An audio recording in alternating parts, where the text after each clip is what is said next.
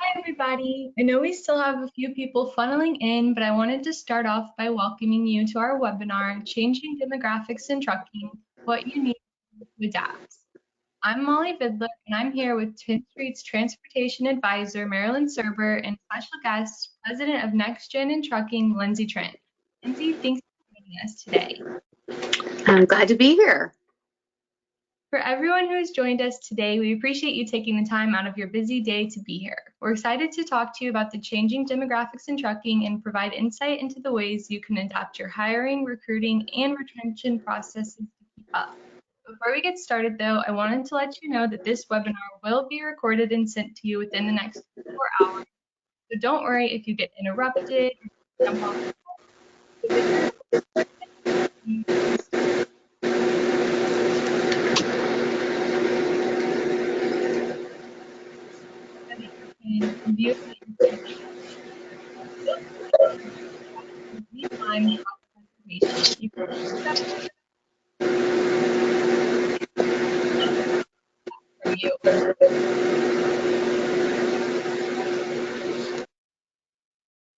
Thank you.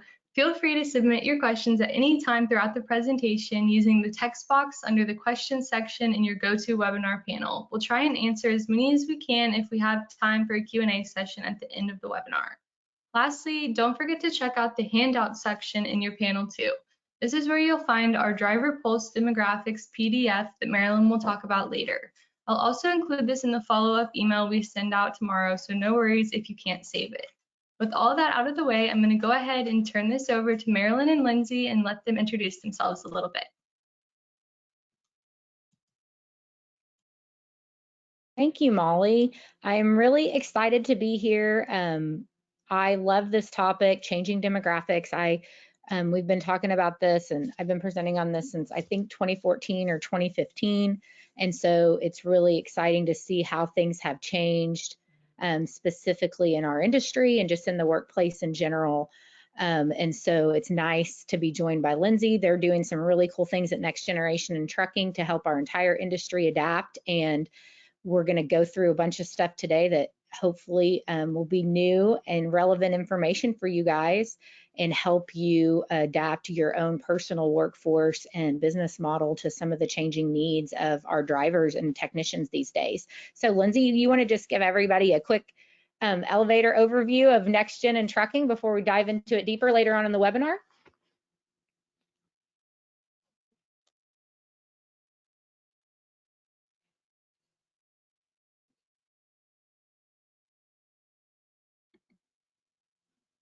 If you're talking, you're on mute. Lindsey. Am I unmuted now? There you go, yes. Good. Well, you always have to have some sort of glitch That's right. when you're dealing with technology, which strangely, that's what these young people like, is all this technology, which we have in trucking. So I'm Lindsey Trent, the president and co-founder of the Next Generation in Trucking Association. We are a nonprofit trade association, and our goal is to really reach young people for the trucking industry. We want to introduce them to programs and to our industry and help create a skilled and diverse workforce for trucking. We know we have a very aging population, so we need to backfill those positions with young people and get young people excited about our industry. And that is what we are all about at the Next Generation in Trucking Association. That's awesome. Thank you. So what are we going to learn today? We're going to learn about the different generations that make up trucking and the different characteristics of each generation, and talk about what those differences are between generations and understand why that's important and why that understanding is so important to your success, right, in attracting and retaining a different generation. We're also going to talk about how you do that. How do you attract and retain? And then, you know, specifically, we're going to talk about millennials. That I am a millennial. I'm turning 40 this year. And so I think it's really important to highlight, you know, that millennials are old now. I think a lot of times we kind of broadly refer to millennials as like young people in organizations. And we have another generation that's even younger than millennials. And so Most certainly we have to figure out how to adapt to millennials, but we also have to figure out how to adapt to the iGens, which are the generations coming up after millennials. And so one of the things that's really, I think, important to highlight is why some of this is happening right now. And you can go to the next slide, Molly, whenever you want, is, there are different generations at work. And so since we are all immigrants to 4 other generations, we might as well not be jerks about it, right? And we've been living in this place for a while where these different generations are all evolving in the workplace. But what has happened since COVID is the workplace has really completely changed partly because of COVID and partly because of just a perfect storm of situations. So some of the things that COVID propelled forward was like a once in a generation digitization of our business, right, of businesses. And so we are seeing companies adapt technology like they never have before, right? Because they have needed to update how they do business during COVID, but then also at the same time, the workforce is changing and the people who are maybe in some of the decision-making positions in companies are also way more comfortable with technology than they ever have been before. And so it brings different solutions to the table. And then, the other things, just the demographics of our society are changing a little bit. And we're going to talk about that just with the sheer volumes. But COVID definitely changed. It changed this for us. And I think it's important to remember, we lost a lot of baby boomers who maybe were close to retirement that decided to go ahead and retire during COVID, and the people who didn't enter the workforce. And we don't have any way to make that up of what happened. And so we have to look at what do our demographics look like now and who can we attract and retain into our business in 2022 and going forward. So I'm excited to talk about that. Please type in your questions or comments and, we will go through all of those things. So we're going to do a poll after this. So this is the different generations in the workplace. And if you study this or if you look it up online, you'll see different variations with the years, right? There's also different names for the generations. And so it could vary a little bit. We have the silent generation from 1927 to 1945. So not many of them left in the workplace, but we do still have a few, especially in trucking, right?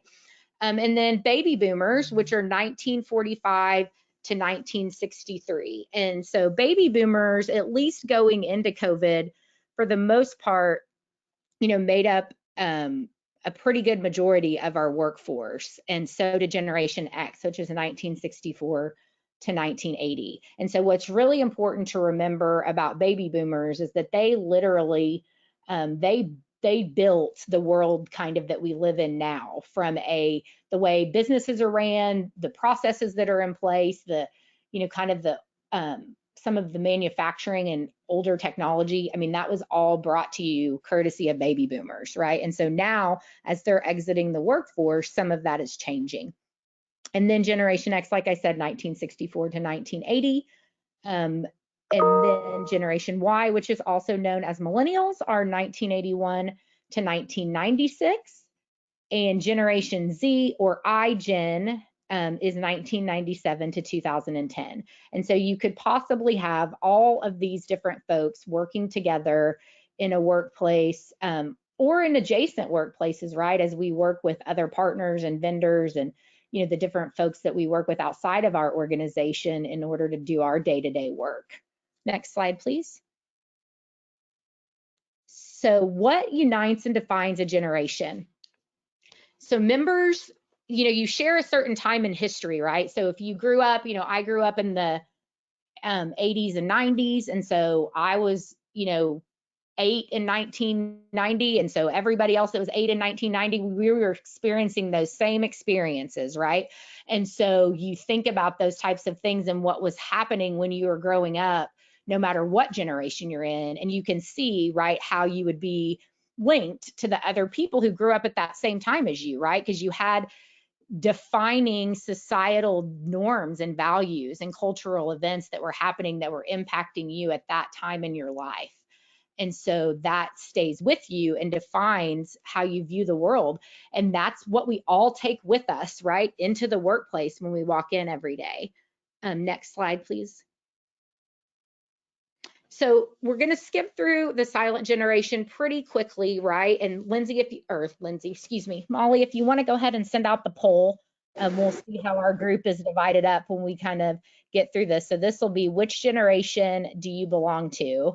And as we talk about the silent generation, you know, in our intro slides, we were talking a little bit about baby boomers building, you know, corporate America. They kind of built corporate America. Well, the silent generation like physically built buildings, right? And like American industry. And so things that they established that are still in place today. So that's, you know, pretty cool. And then we can go on to the next slide, Lindsay. Whenever we're done with the poll.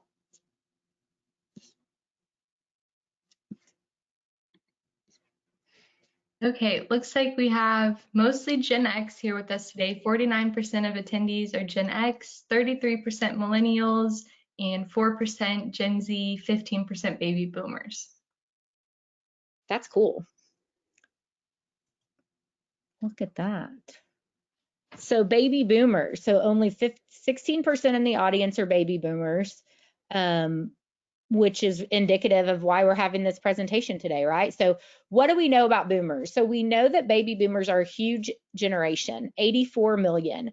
And as we said, they have defined corporate America that we're all living in today. And thank God for them, right? They came and they put a bunch of structure in place and processes in place that we still follow. So baby boomers were born right after World War II in a time of economic growth, and they have strong work ethic and put in long hours, and they're results driven. And this is really important to think about, because when we think about the work ethic of different generations, and we'll go back to our quote about not being jerks about it, right? Is, you know, in every generation, people want to work hard. It just that what that work looks like, how it is carried out might look a little bit different, right? So for baby boomers, they associate strong work ethic with putting in long hours. Your butt is in the seat, right? From early in the morning until late at night. And that's kind of how they measure a good employee or not, right? Are you there putting in your hours, paying your dues? Are you following the rules and a traditional career path? Baby boomers very much accept kind of an authority figures and strong leaders, and they expect other people to do that as well. But they also believe that they can make things better. They're optimistic and realistic. Next slide, please, Molly. For the most part, they are the parents of millennials. So they gave that optimism to millennials and said, we're going to give all of you guys a trophy because that very much came from baby boomers. Boomers are very competitive. They care about equality and involvement. It's a little bit harder for them to adjust to technology, but they like luxurious living. And they are reinventing the concept of retirement, right? So you see baby boomers who are retiring maybe from their primary career, but then entering the workplace and other careers. So next slide, please. One of the big deals about boomers and influential events in technology is you have to think about how, when you think about how different groups grew up, baby boomers very much grew up with a mom at home, a two-parent household.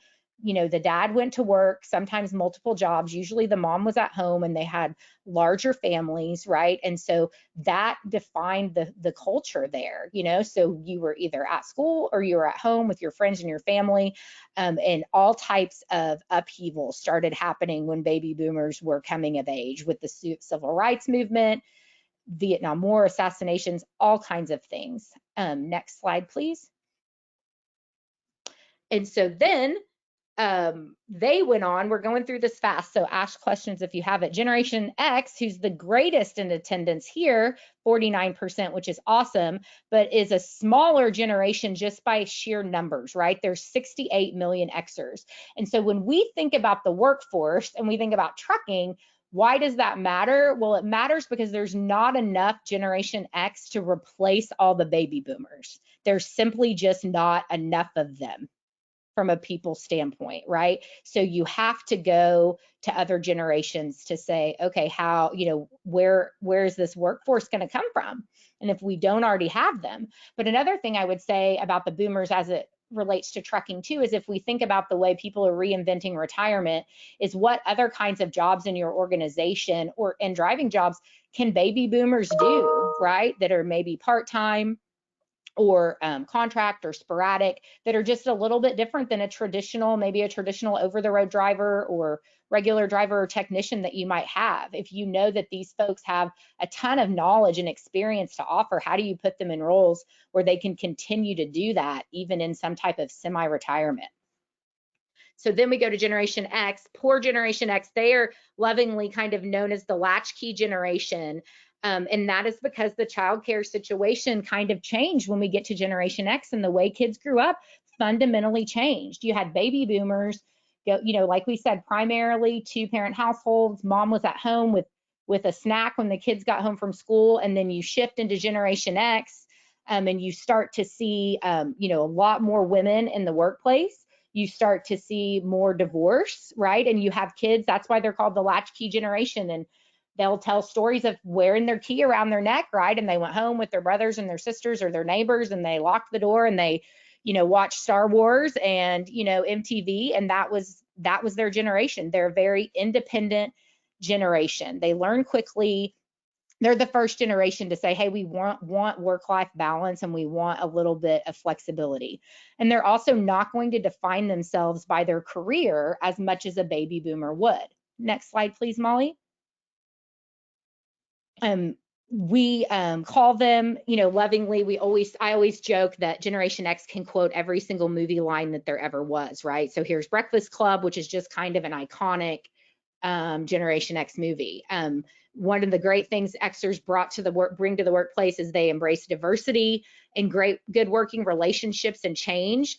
Here we start to see the shift, right, in more informal teamwork and dress code. So we talked about boomers wanting those butts in seats. Xers still want your butt in the seat, right? But maybe a little bit less hardcore about it. And they introduce, more flexibility, especially in dress code and those types of things. They're more tech savvy, and they're just really independent. So they grew up, taking care of themselves, right? That's how they grew up. So that's what they know how to do. They also grew up seeing scandal and things like that. So they don't really expect a company to take care of them. They value exciting experiences, opportunities, challenges, and self-empowerment. Again, this is a difference from a boomer. So if we're thinking about retention in trucking, an Xer is maybe more likely to leave for another exciting opportunity than a boomer is. Xers are also love multitasking, multiple work assignments, and are innovative and creative. Next slide, please. So hopefully for the 49% of you guys out there, that sounds like you, right? And so what impacted Xers? Again, divorce, right? Divorce coming into play. The way we were raised in our families was different. AIDS, MTV, Star Wars, microwaves, Nintendo, again, all of this type of technology comes in, and Xers are were the first generation to grow up with some of this technology, right? And so that definitely shaped who they were, and it shapes how they think about the decisions they make in the workplace. Next slide, please.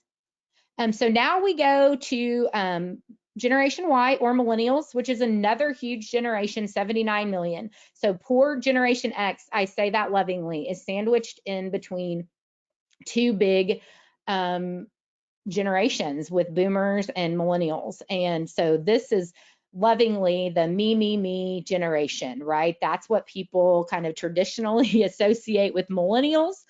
But again, we're 40. And so, hopefully we're growing out of a little bit of that me.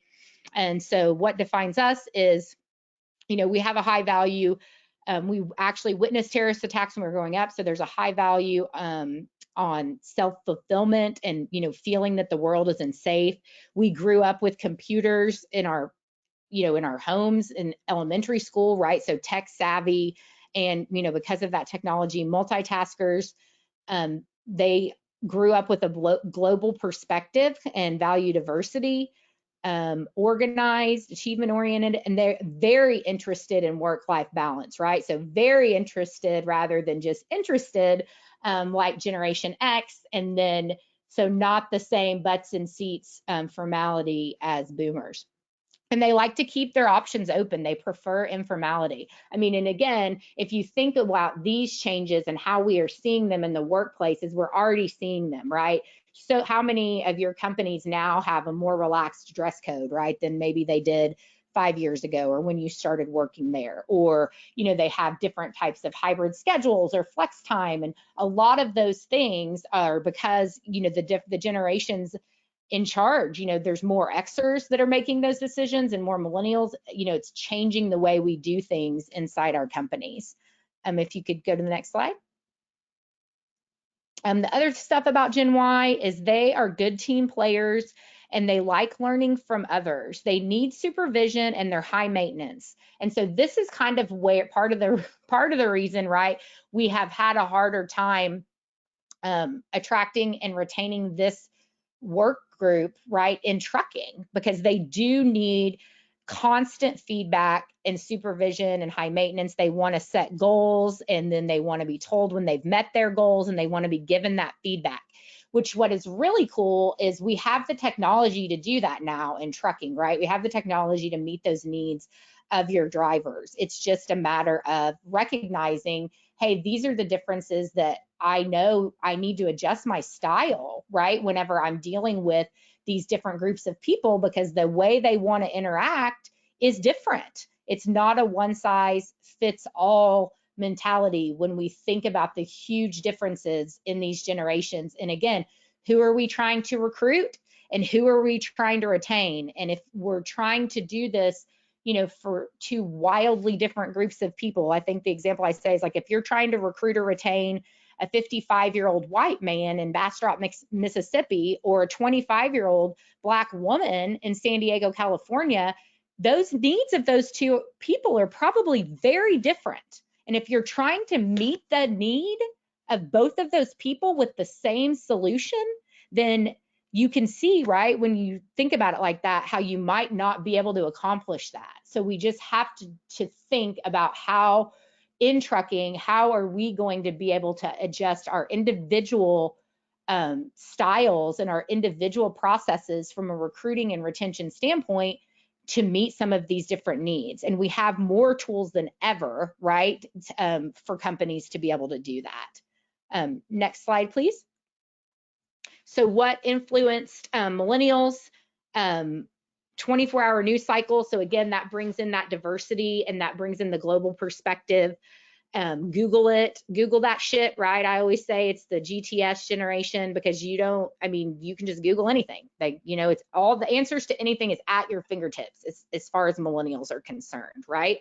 And so again, they bring that attitude into the workplace. So it's like, well, what do you mean we don't have an answer for this? Well, just look it up, just Google it and just do it, right?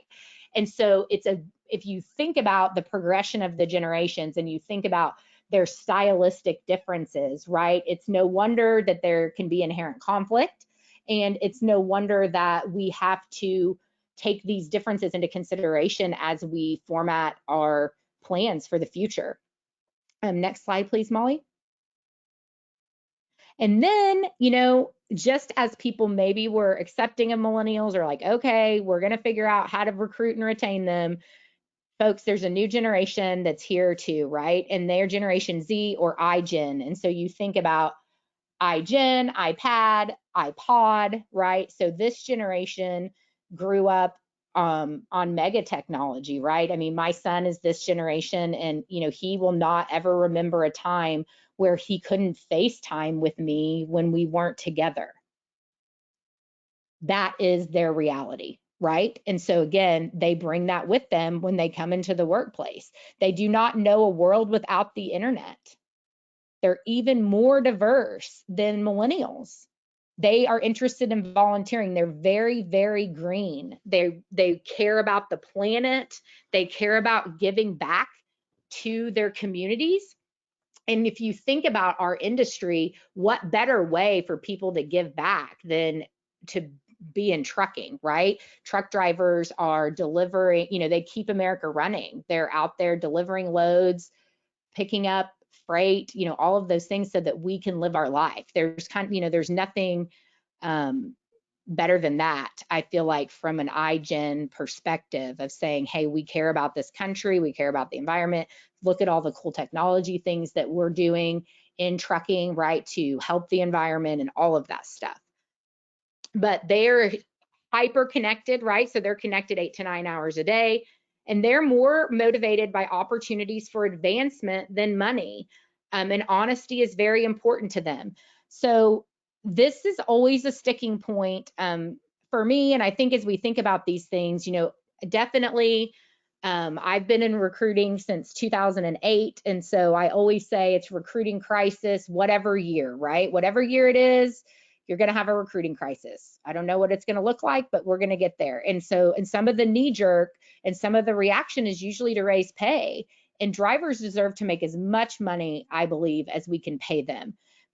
But raising pay alone is not enough to move the needle on your recruiting and retention efforts. And specifically, you know, with younger generations, because that is just, yes, everybody wants to make money, but that's just not where it's at for them, which is why, frankly, you've seen some of the changes you've seen post-COVID is that drivers are making the same amount of money. They're making more cents per mile, but the same amount of money because they're actually working less. They're like, okay, great. Well, if I can make this $800 a week or $1,000 a week and I can work 500 less miles and be home more, then I'm going to do that. And again, that is a generational shift in the way people view work that is different than boomers and Xers. So more about Gen Z as definitely even more balancing work and personal. They want to make an impact in the world with their job. 50% will earn a college degree. They're using social media to do their research. So again, if you guys didn't already know that, right? Like, what are you doing on social media? And what social media outlets are you going to? Because people in Generation Z are using different social media than baby boomers, because baby boomers are using social media too now, right? But not the same necessarily as Generation Z. So Generation Z, which is great for trucking, is the most independent generation. So a lot of them were raised by Xers who we know are independent as well, right? And so this generation, forget Google it, they can learn how to do anything from a YouTube video almost, right? And so again, when you think about how you attract and retain this group in trucking, how do you leverage those things that we know they care about? Next slide.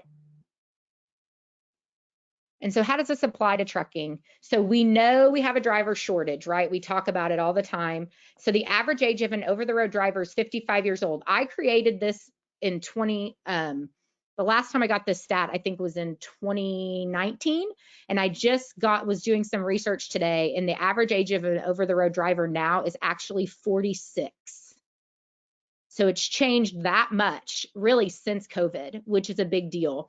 And I always also like to leave this on here. Again, who's going to be behind the wheel in 2020? The first time I gave this presentation in 2015, we were asking that question. And it's not lost on me that here we are in 2022 and we're still asking that question. Next slide, please. And so how do we find them? Social media, we know that. We can skip through that. Next slide. Let's go ahead and let's pull up, if you guys will download in the handout section, the Pulse user demographics. We're going to talk a little bit about those demographics and how those things have changed. And so you guys can follow along with me so that you can see why this is relevant. So in case you guys don't know, Driver Pulse is our application for drivers. We have over 1.5 million drivers there with their data that are applying for jobs.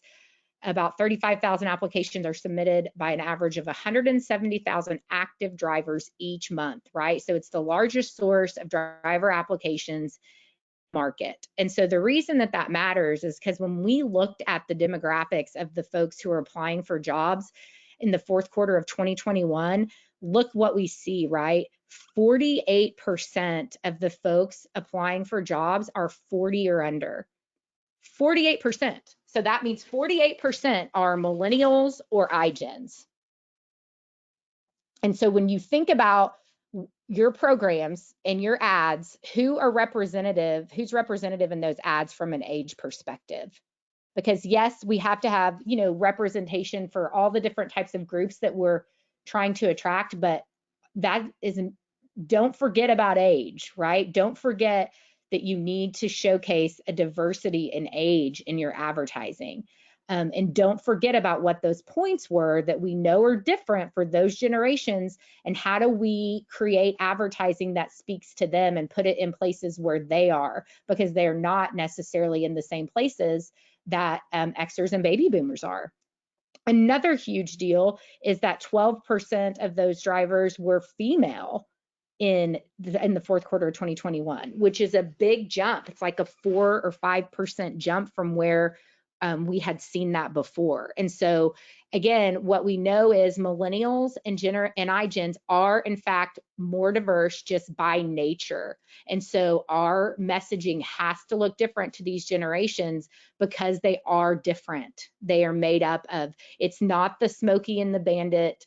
It's not your grandpa's trucking industry anymore. Trucking is sexy. As Lindsey said, we have all of this technology and we have a great job with a great salary to offer people. We just have to get out of the box and remind ourselves of all the different things that we can do in this cool job, in this cool industry, to get those different people, right? So how do we recruit them? You know, take a look at what you're doing. It's like, first things first, do you know the makeup of your fleet? You know, what is the ages? What's the demographics of your own fleet? And then what is the demographics of the folks that you're hiring? You know, again, some of this stuff like, where do you go? Where are you representing people in your advertising? Next slide, please. Is everything mobile friendly? I know it sounds crazy for me to say that in 2022, but still sometimes ads and applications and things are not friendly to a mobile. Again, forget about the fact that drivers, you know, need to be mobile, but, you know, younger generations are just more mobile. Everything is happening on a mobile device. And so when we think about retaining them, how do we retain a younger generation? Training and development, career paths. Again, from the very beginning, these folks may be asking you questions about what their career path options are. Autonomy, set clear goals and give feedback. Let them know what the purpose is. Engage them. Use all the resources at your disposal to engage this workforce in unique ways. Next slide, please. Facebook group pages. Tell your personal voice on social media. Tell the story of your company with images.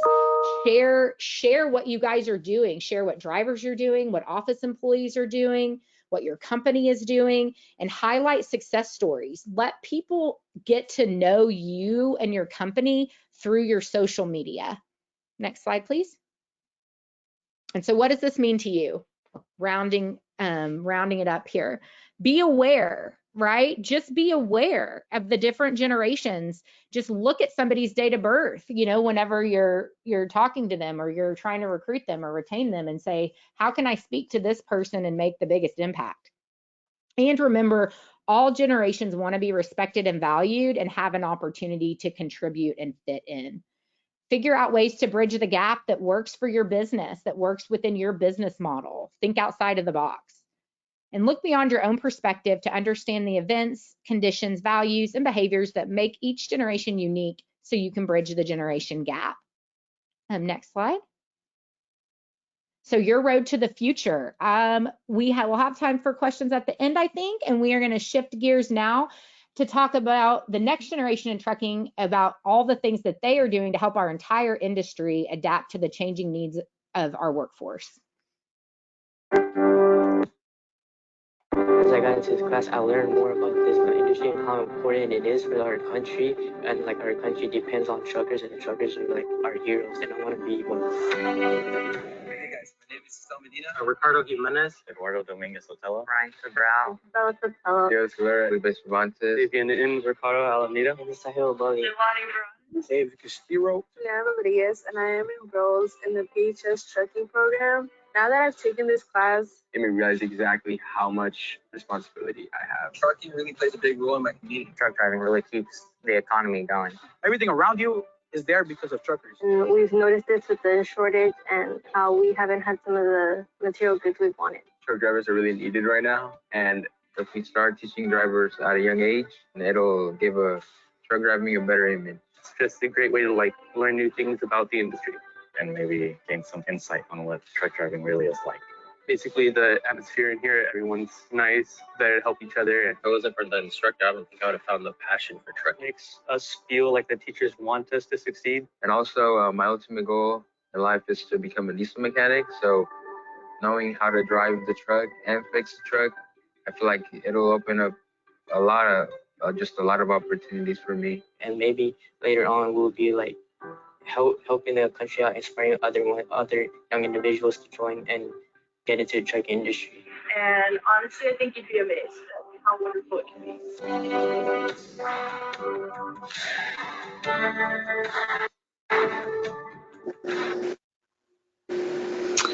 Thank you for playing that video for us. That video is Patterson High School in Patterson, California. And Dave Dine, who created that program, he's a co-founder with me. And Dave and I met because somebody introduced me to his program.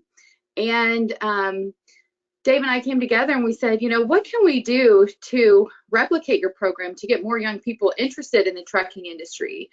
So Dave and I decided we have this industry-wide problem. Let's create an industry-wide solution. And that's when we formed the Next Generation in Trucking Association.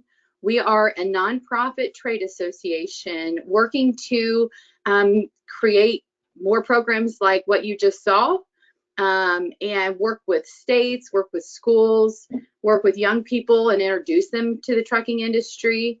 And so we are successfully meeting with schools every day, and it's really fun to make the progress that we're making. What Marilyn said, and the category I fall under is Gen X, as in those age demographics. And I have to say, when I went to college, nobody had cell phones, so we didn't have cell phones when I went to college. Nor did we have computers. In fact, I lived in a sorority with 90 other girls, and we shared 2 computers between 90 girls. So you can see the huge difference that time has made just within the last 25 years. And my kids who are in elementary and middle school have their own computers for school. So there's a lot of things that have changed, and it's been a very fast change, because I just don't feel that old, but I guess I am. And so Gen Z is kind of what we're going to talk about today, because this is the next generation. According to the Federal Reserve, most student loan borrowers have between $25,000 and $50,000 in student loan debt. And I want to tell you, I see a shift. I see a shift in Gen Z, and they are questioning whether that is the model for them. Do they need to go to college and get all of the student loan debt and come out with a degree where they make $40,000, $50,000? Because we can offer those jobs in trucking right out of high school if we create more of these programs and connect them with those programs. And then that means for them, maybe 0 student loan debt and the ability to create an income immediately when they're 18. So one of the things we have to do as an industry is to really let young people know about our industry, and the parents as well. And there's just a misinformed perception. And so we have to let them know what trucking looks like today. One of the big initiatives that we're working on right now is creating this PowerPoint presentation that anybody can utilize and go to their local middle school or high school and give a presentation about trucking and trucking careers. We are in the process, we're working with a production company. It's a high price tag item, and we have people that are supporting this presentation. It's going to be embedded with videos and all about what Gen Z finds interesting in trucking. Just like what Marilyn said, they want technology. Our trucks are very, very technological. We've got so many advancements in our trucks. Heck, they're even making driverless trucks, right? They're making trucks that can just drive on their own. In fact, I was in Clearwater in February, and they have a driverless little bus that takes people around the Clearwater, that, you know, the downtown area. Of course, there's still somebody on there that's monitoring and can take control of the vehicle. But we are a very technological industry. The environment, a lot of times the air that goes in our trucks is cleaner when it leaves the trucks. They want advancement. So they want to know the career paths that they can take in getting into trucking and all of the different promotions they can get. And there's a ton in our industry, as you know. There's just so many opportunities, and you know, they want to see the world. If they want to see the world with their dog, they want to be able to do that. They want to go out west. They want to see some of these big cities. They might not want to do it forever, but they want to do it for a while and explore and have adventure in their life. We are desperate for young people to know about our industry, and the way we're going to do that is, as an industry, we're going to pull together, and we are going to reach these young people and let them know about our industry, and we're going to create more programs so that they can get trained in our industry. When I told one of my industry members in Indiana who owns a trucking company, I said, hey, you know, we're creating this PowerPoint presentation, and his wife is a career counselor at the middle school in their community. And she said, we want this immediately because all of the 8th graders in the state of Indiana take a career class, and we want to be able to show them about the trucking industry. So what if we get this in your hands? You go to your local middle school or high school, wherever they want to teach a class about careers, and you bring a truck and you talk about trucking. You're just going to open these young people's eyes to the different careers in trucking. And this presentation is focused on Gen Z and what appeals to them. You can see in this slide here the pathways in trucking. You might not be, as a company, able to hire an 18 to 20-year-old because your positions you need are CDL drivers, and they have to have 1 year experience, and they have to be 21 years old. Heck, you could even be hauling hazmat. They might have to be 25 years old, but we still have to create pathways. We have to build relationships with these students. And a big supporter of ours is the National Tank Truck Carrier Association, because they see the value in that. Even though they can't hire a lot of these students until they're 25, they still need to build those relationships, because when these students do turn 25 and they are truck drivers, then they're going to become tank truck drivers, hazmat drivers, and they're going to be making more money. So we have to open up the eyes of these young people to our jobs and the money they can make and the promotions that they can get within our industry. So you can see some companies might have to make career pathways to lead up to truck driving. Maybe they start off in the warehouse. They could be a forklift driver. They could be a parts coordinator. I mean, they can do all of these different jobs, and that's really going to help them get into the culture of your company. So they're going to understand the behind the scene activities that your company faces. And then when they do turn 21 and they can drive for you, then they're going to be just so much more educated on all of the things that you do as a company and what you offer. And then they can become a truck driver and be a truck driver for their entire career, or they can be a safety manager or an HR professional. There's so many jobs in trucking, and we've got to introduce these young people to them. The other thing to consider is, you know, it's always been you either go to college or you get a job. And one thing we need to open up young people's eyes to is it can be and. Why don't they get good jobs in our industry while they're paying for college, or work for a while and then go to college while they're working? And supply chain, trucking companies, manufacturers, we have good jobs that we can provide for them while they go to college, or when they save up some money and have that goal to go to college. This slide shows lots of different positions where we can get them connected to while they're saving money for college. So it's about thinking outside of the box a lot of times. Next slide, please. One of the things that, you know, we see and we've found in this whole world of career technical education. So career technical education, or CTE, is what they used to call vocational training or the vocational schools or skilled trades. They now categorize that under CTE. And every year, the federal government puts out this Perkins Funding.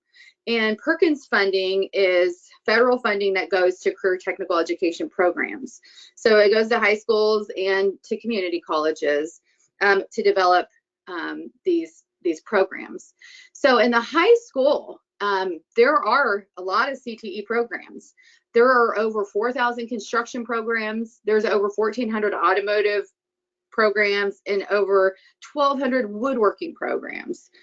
So what we can find, and this probably needs to be changed a little bit, but there's 45 diesel tech programs and there's 6 truck driving programs. We have successfully added more truck driving programs, so that number needs to be increased. But you look at that $1.2 billion in federal funding, it's not going to our industry. It's going to woodworking and automotive technology and construction. And so we have got to start creating these programs at high schools so that federal funding is going to our industry and building our workforce, because right now it's building the woodworkers workforce and not ours. And so we have got to today really start making a concerted effort in getting programs started at high schools so that young people can get trained in trucking. Next slide. So we've got a workforce gap to fill. 70% of all freight is traveled to us by truck. There is a 75,000 diesel technicians are needed by the end of 2022. And right now we're 80,000 drivers short of truck drivers, according to the American Trucking Association. And so we see the need, and people through the pandemic have seen the need for trucks. They see that trucks need to be on the road, so we need diesel technicians, we need drivers to drive them, we need our grocery stores filled with product. So so the time is now, the time is right. We have an audience, but we've got to create these programs in order to fill our workforce gaps. So there's over 3 million students that are going to be graduating this year. Where are those students going? A lot of times, statistically, it's like 60% are going to college. And then when you turn around and look at those graduation rates, it's very minimal, or it's just not what you would want it to be. But those students still have student loan debt. So why can't we just introduce them at an earlier age to these programs so they're not saddled with student loan debt? Why can't we get them in trucking beforehand? Next slide. So one of the programs that we want to introduce you to is the program that you saw on the video, and that's Dave Dine's program at Patterson High School in Patterson, California. He created it 5 years ago, and this is his 5th year. And his program is a 1-year-long program. It's every day, and the students, there's 2 simulators on site. They have a truck on site where they practice pre and post trip inspections, trailer coupling, and they have now this year, they just added a golf cart with a trailer so they can really practice more backing up skills. And so they have gotten a lot of interest with young people learning about trucking and getting in careers in trucking. So his program has been funded by Perkins Funding, and so the state of California and the federal government paid for his program to be started. He has curriculum.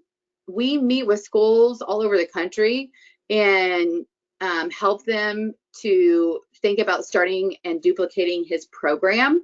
We've met with schools in Alaska, Hawaii, Florida, and all in between. I would say as of today, we've probably met with over 30 different states and over 50 different schools. And so that is one of the things that we're trying to do as an association, is to replicate the Patterson High School truck driving school program. And what happens in this program, it's a year-long course, and then they have simulator work. They also have after-school lab hours. They do field trips. They have different curriculums that they have included in their program. They use Mark Manera's the Trucking Fitness Company. They just started a recent program trying to create drivers, young people who are going to know how to stay healthy on the road. It's a very well-rounded program, Dave's program, that really teaches young people how to be the best truck driver out there possible. And there are soft skills involved. They teach proper lifting. You can see that picture in the right-hand corner. They use WorkLeet in order to help teach the right body movements for truck drivers. There's just so many well thought out things that they do day in and day out. When they graduate, they apply to get their CLP. And then from there, they re-enroll with Adult Career Technical Education Funding. And they're in California, they contract with a private driving school, and they get their behind the wheel training, and then they'll end up with their CDL. They end up with their CDL for free. So one of Dave's students, his name's Javier, and this is his first, he's been a truck driver for 5 years. He just bought his first truck. So he's been working with a company for the last 5 years, but his dream is, he wanted to be an owner operator. So he just bought his first truck. He's driving all across the country, and his goal is to own a fleet of trucks. And so he wants to, own and manage a small fleet of trucks. So these are the kind of dreams that we're fulfilling by creating these programs.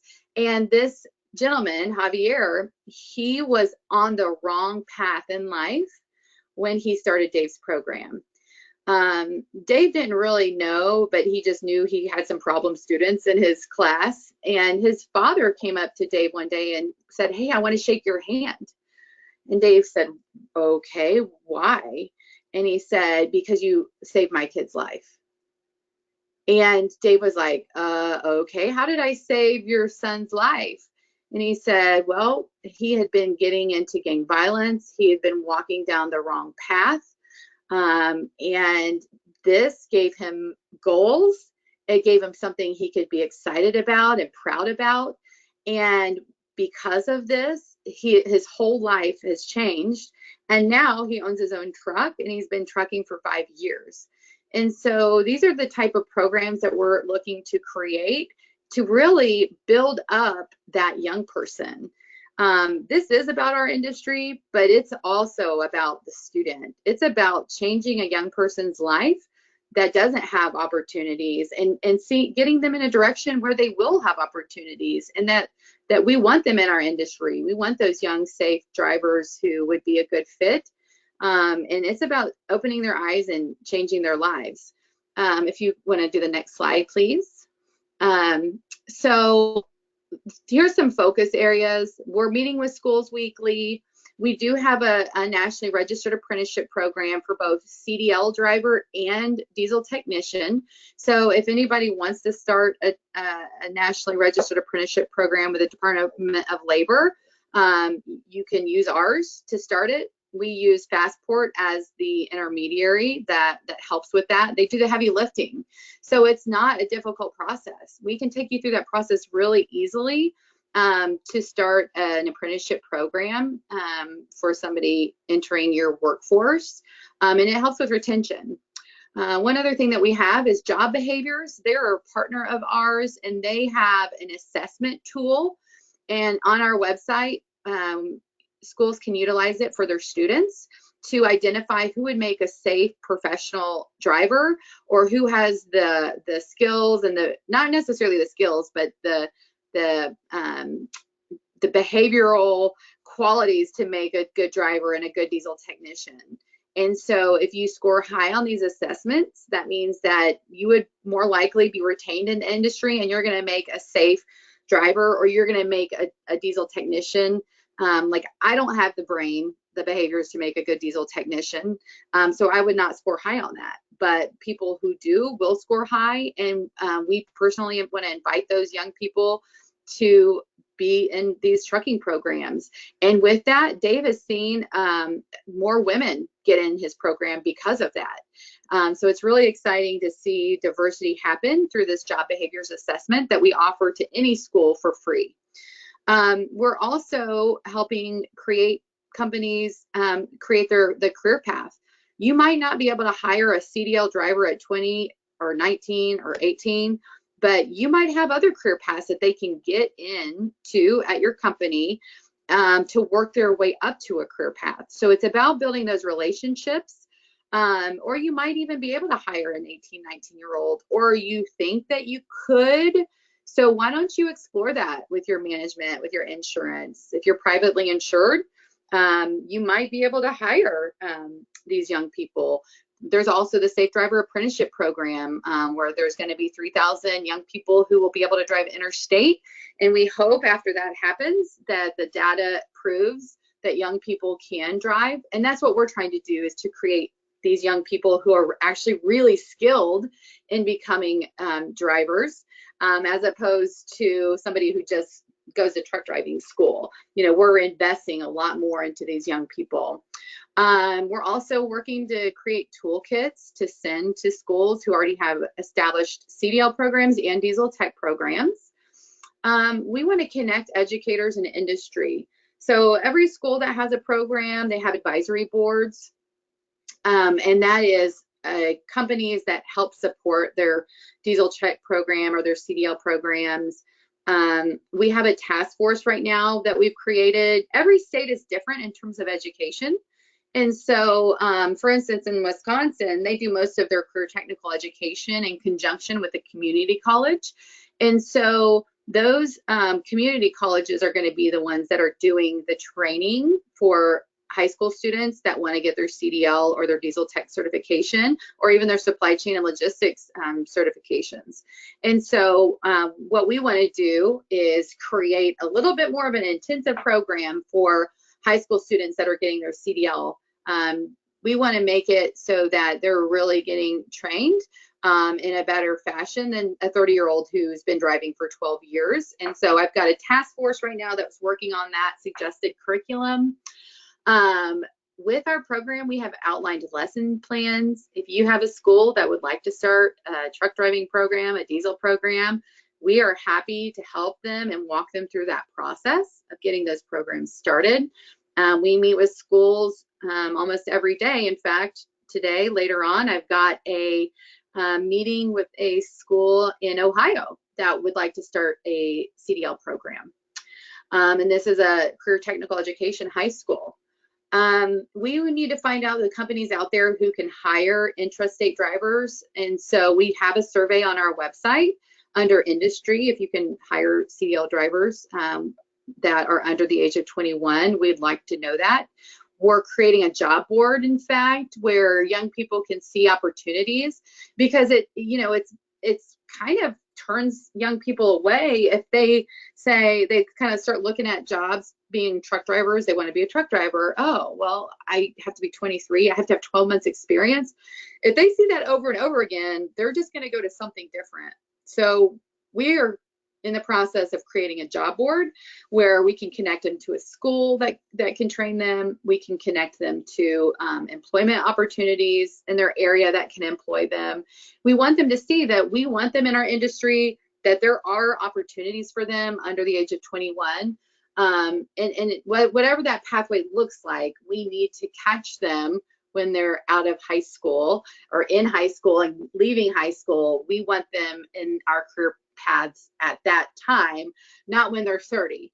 So we've got to start capturing them at a younger age and capturing the ideal candidate. And that's why we use the job behaviors assessment that identifies those young people who would be successful in our industry. One of the things that we're doing as well is involved in the Association of Career Technical Education. We're involved in the Association of School Counselors, Skills USA, Future Farmers of America, the North American Workforce Boards, and the Middle America Truck Show. We've given presentations to a lot of these organizations. I'm on the workforce board for the ACTE. We are going to be at summer conferences, reaching students, and at Skills USA, we'll be at their Diesel Tech Conference this summer. It's their national championship where they're competing, and we're talking to these young diesel technicians who want to be in our industry. We're presenting at the North American Workforce Board Conference in April in Washington, D.C., because as an industry, we've got to partner with our local workforce boards and make sure that trucking is on the agenda. Trucking is high skill, high demand, high wage, and we need to make sure that our local workforce boards that have a lot of this grant funding knows that trucking is a high demand, high skill, high wage job in our areas, and that there's opportunities. So there's a lot of different things we're doing in order to reach organizations that can reach young people, and partnering with them and really developing programs for them and with them, and looking at that. Career fairs, for instance, I'm in the state of Kentucky, and there is 2 large career fairs that pull in for the construction industry in high schools. Well, they've never had a truck there in terms of a 53-foot dry-van trailer. So we had our Kentucky road team go to these career fairs, and each career fair, one was like 2,500 students and the other was 3,000 students. So making sure that our industry is engaged in these types of things that are happening around the state, and just finding out about those and being engaged. We have to be engaged as an industry. And the feedback from our road team in Kentucky was amazing. They talked to so many students, and these students were interested in what they did and who they worked for and how they worked, and different opportunities that we could provide for them in trucking. And so it was a really exciting relationship that we formed. And then our Career Day PowerPoint presentation, which I talked about. And so doing just a lot of different things to focus on trucking and career technical education. Next slide. So you can reach us. So state action committees, if you have an interest in being a state action committee, we need help in every state. Education is different in every state. And so you can email me, lindsey@nextgentrucking.org, and you can help start a state action committee in your state, or you can partner with some people that we already have that are interested in doing that. We formed as an association in July, and so we have a lot of things that are still happening, and a lot of things that we're still doing. So if you want to partner with us in that format, we'd love for you to just reach out to me at lindsey@nextgentrucking.org, and we can get you set up in your state. And it's basically to help partner with schools in your area to start programs or to support programs that are already started. Next slide. And how can you get involved in our association? First of all, we'd love for you to join our association. You can join as an individual. You can join as a retiree. You can join as a carrier, a dealer, as an allied member who supports the trucking industry. So there's lots of opportunities, and what we are all about is working on our mission, and that is reaching young people for the trucking industry. So we need your support, because if we don't have your support, we're not going to be successful in our mission, which we hope in turn is your mission, which is to create yourself a skilled future workforce. And the next slide. Come visit us online. Our website's nextgentrucking.org, and explore what we have. There's contact us form on our website. Here's my contact information. I'm the president, and there's my phone number. Call me anytime. Email me. Dave's information is also on this slide. If you want to learn more about his program out in California, he's happy to give you a tour of his program. Or if you have a school in your area that might want to start it, hey, reach out to us. We will set up a meeting, a virtual call with that school to start exploring starting a truck driving program with them. We also are helping schools start diesel tech programs. So feel free to reach out to us if you want to start a diesel tech program in your local community. And that's it for today. I know we've kind of gone over the 4 o'clock time. And if you have any questions, we can stay on to answer questions, or we can answer them in another format. So I think I was able to answer a lot of the questions, and then if we didn't, there's a couple, we'll have to get some research and then we'll email the answers out. Are we in Canada? So we have a new question for you, Lindsey. Is the NextGen in Canada? That's a great question. So one of my members is Day and Ross, and they're a strong supporter of us, and they're a Canadian-based company. We've met with a dealer also in Canada. And so we are in Canada. We're just not as strongly in Canada, but we're happy to meet with schools in Canada, or meet with your organization or workforce boards. It just looks a little different in Canada, but Canada has these amazing apprenticeship programs. So the best low-hanging fruit is really creating those diesel tech programs across the country of Canada. And those apprenticeship programs and partnering with them to get your diesel tech. And then when somebody turns 21 is when, the CDL can happen in Canada. So that's a great question. That's great. We got a lead here for you. I have the number. I will pass it along in Canada. And yeah, like Lindsey said, I think we're going to have a follow-up because there's lots of good information here and we didn't even get to really talk about apprenticeships.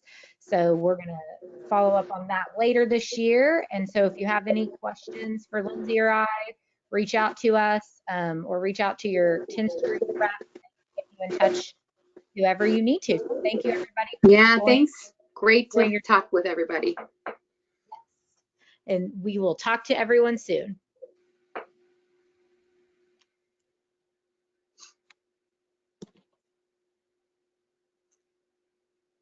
Hello, are we still there?